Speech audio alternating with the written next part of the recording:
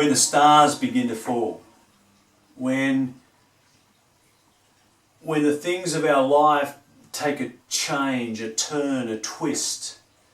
We've been drifting along and everything's been fine and comfortable and bright and sunny.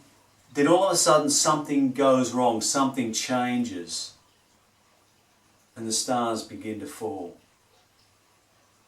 The foundations of our lives that have seemed so sure and steady begin to shift and falter, and it doesn't seem so solid and clear and calm. And when the stars begin to fall, what does it feel like? And what are the signs that the stars are beginning to fall, that the foundations of life are going to shift and rock, that things are going to change? What does it feel like, and what are the signs that we pick up? Some years ago, our children were very little, 1 and 3, so it was a number of years now. We were on a road trip. There was a meeting I had to go to in Melbourne. So we decided to take some time either side, and we travelled down to Adelaide and looked at places on the way, and then across to Melbourne, and then back via regional Victoria back home. All was good, except on one of the regional roads in regional Victoria, a rural road. It wasn't a main highway. It was probably a thoroughfare between two towns that we were staying in. It wasn't very busy, but it was a lovely day, bright and sunny. The car was packed and we were chugging along, and it was rural scenery. The kids were asleep or whatever in the back. All was good, and the tape was playing. Back in the days when cars had tape players. And I can't remember what we were listening to, but we were singing along or carrying along. It was good. Then all of a sudden the tape started spluttering a bit and slowing down slightly. Oh, come on, it's a relatively new tape. Surely it's not stretching or breaking already. Anyway, took it out and twisted it around and twirled it a bit further and whatever, put it back in. All was good for a few more minutes, and then it started slowing down, and then it was getting low and slow. So we turned it off because it was useless to listen to. There wasn't much on the radio, so we left it off and chugged along. They were the first signs that something may not be right. As we're going along further down the road, the air conditioning started to splutter and labour, and it was really struggling. So we turned it off, left the fan on, and it was all right for a while, and then it too started to splutter and labour, and we turned it off. These were more signs. These were worrying signs. There was a light kind of flashing on the dashboard, not too much, but it was there. There were signs. I'm not quite sure how I responded, but I think it was hoping and praying that this wasn't serious and whatever was causing it would stop and go away and all would be well. It was wishful thinking. For the light on the dashboard kept flashing on and then stayed on. I think it was the alternator light in the end. And then the car stopped. The power gradually reduced and dropped out, and we rolled to a stop on the side of the road. In the middle of nowhere. There weren't even any obvious farmhouses that we could see. I got out and wondered what to do. I'm no mechanic to be able to fix it, even if I had the right stuff. What do we do? Fortunately, a businessman came along. It was the days before mobile phones, but he had a car phone and rang the NRMA, and we got towed to the nearest little town, and they replaced the alternator, and we're back on the road. In the end, all was good. We were lucky. But the signs were there, and I guess I wanted to ignore the signs, hope they would go away, that whatever they were pointing to was not really desperate or difficult or problematic.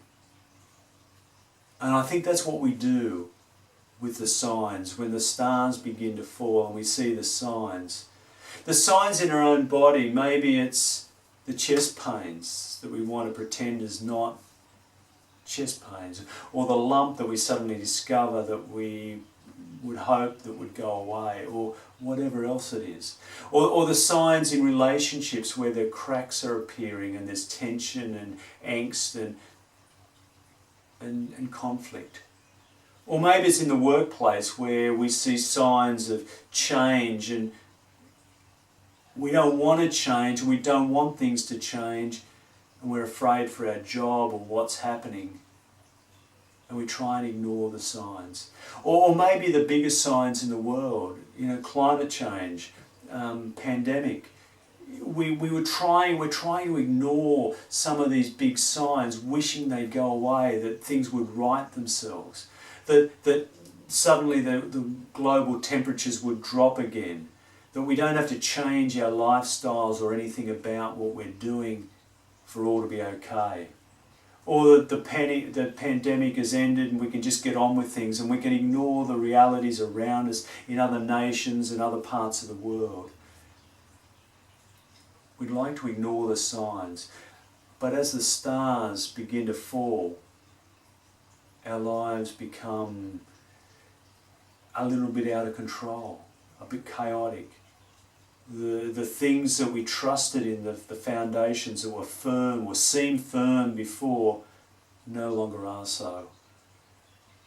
And we're not quite sure what we're standing on. The things we trusted in, the institutions or power or money or education or life or relationships or whatever it is, maybe don't feel quite so sure. We're not the kind of, our bodies are aging or older or succumbing to disease. We're not as infallible or undefeatable as we'd like to think we are, invincible. The signs around us point to deeper issues that we need to take notice of. But we tend to be distracted.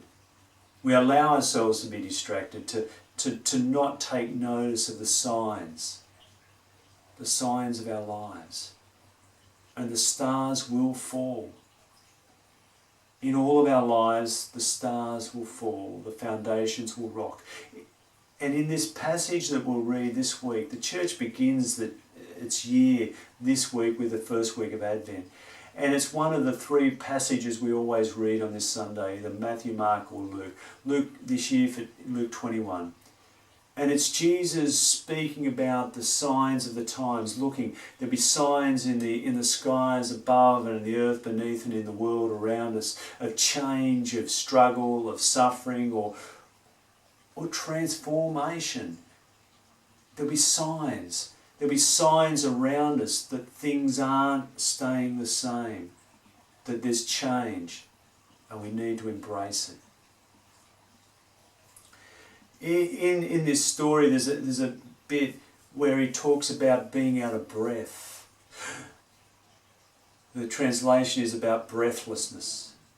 And it relates back to Genesis 2, where God breathes, the Spirit breathes breath and life into people.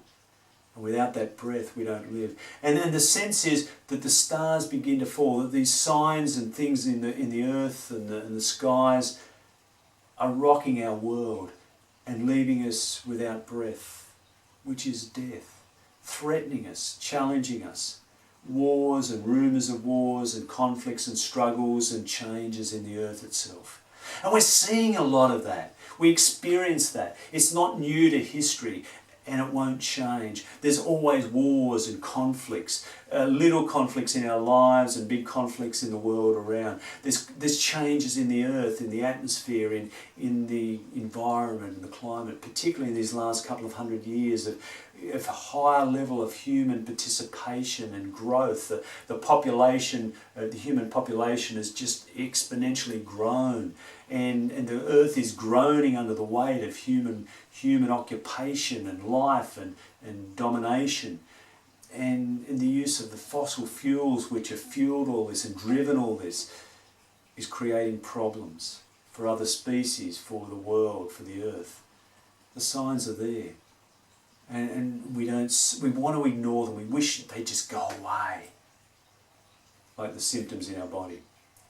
And Jesus says these signs will come, these things will happen. And he points to the fact that we are mortal beings and that in all of us, death will come. Many deaths, the dying that we'll always experience, the letting go, the loss, the death of other people that are close to us, or the loss of work or jobs or hopes or dreams or relationships or whatever that loss, the loss of vitality as we age, the ability to do things that we did as younger people. The loss will be there. And finally there will be the physical death. This is all part of life. And the signs are there.